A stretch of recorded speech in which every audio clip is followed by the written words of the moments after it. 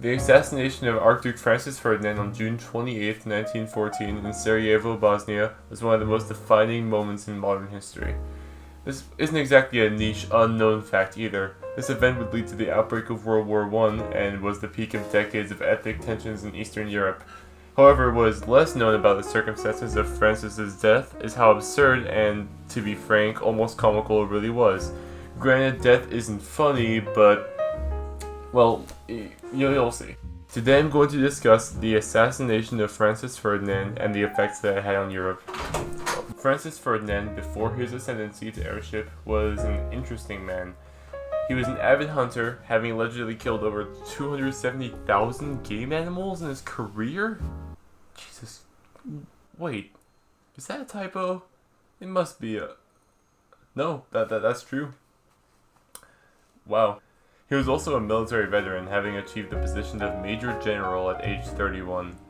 He also had 3 children with his wife, Sophie. However, after his father passed away, his main priority was that of rulership. Prior to his assassination, Ferdinand was supposed to take the throne of Austria-Hungary, and Austria-Hungary happened to have hegemony over Bosnia, who wanted autonomy. The nearby Serbians supported the Bosnians in their demands, and were therefore pitted against the Austrians, setting the stage for the conflict to come.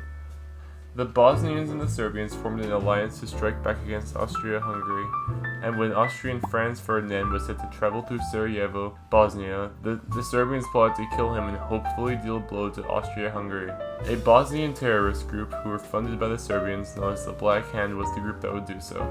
On June 28, 1914, Ferdinand's vehicle was driving en route to a museum as part of a publicity event/parade when an explosive was thrown at the car. The grenade missed, but it caused the Archduke's parade to skip the pleasantries and drive straight to the courthouse for a speech. After the failed attempt on Ferdinand's life, the remaining assassins scattered and dispersed, all except for one, Gavrilo Princip. Mr. Princip, being the committed, honorable terrorist that he was, didn't give up, and instead decided to get a sandwich at a nearby shop, thinking that he'd rather be there if by some odd, insanely slim chance the Archduke returned. Foreshadowing. Back to said Archduke, when Ferdinand made it to the courthouse, he was greeted by the governor giving a speech for him, as he had heard the earlier complications. Before returning the way they came, one of the Archduke's security team members suggested to the governor that they line the streets with the Sarajevo military members to protect Ferdinand, to which the governor replied that it wouldn't be appropriately dressed to the occasion. Which, yes, means the ruler to be of Austria-Hungary in supposedly enemy territory was completely and totally unguarded for the duration of his return after an assassination attempt. You can see why I think this is one of the most bizarre series of events leading up to an assassination in history, possibly even just one of the most bizarre series of events ever. This all sounds like it was made up for a dark sitcom, but no, as far as we know, this is reality. Anyways, Ferdinand, being the kind man that he was, wanted to visit the victims of the prior explosion in the hospital, so the parade was diverted to go to said hospital. And guess what was along the way? Yep, that's right, the sandwich shop. When Gavrilo Princip looked out the window of the sandwich shop, he probably didn't expect to see the Archduke, right there, with practically no protection whatsoever. And now we have a situation. We have a man with a sandwich in one hand and a gun in the other. Gavrilo had the choice between a good lunch and a terrible war, and he chose the latter. God, how is this even real? Really. Gavrilo promptly shot Ferdinand in the neck, and also shot his wife Sophie by accident, killing both of them. Gavrilo was arrested shortly thereafter, and the couple were buried in the Artstetten castle in Austria.